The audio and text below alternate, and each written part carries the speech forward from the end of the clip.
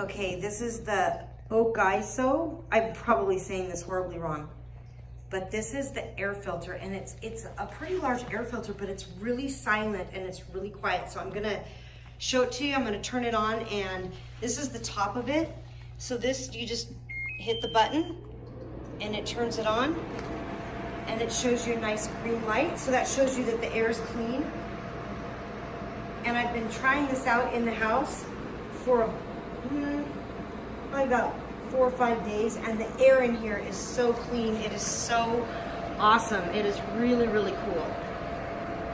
When you first get this, on the back of it, on the back of this, you have to take this out and remove it down. Oh, see, nice. Did you hear that? Did you hear how that went down like that? So now notice that the light was green, now it is blue.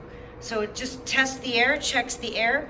So what was so cool was the other day, my husband came in from outside and he had emptied the vacuum cleaner right next to this, because it was next to the garbage can, and dust flew up, and this light right here, it turned red, and the whole thing kicked into high gear, and it stayed that way until the air was clean.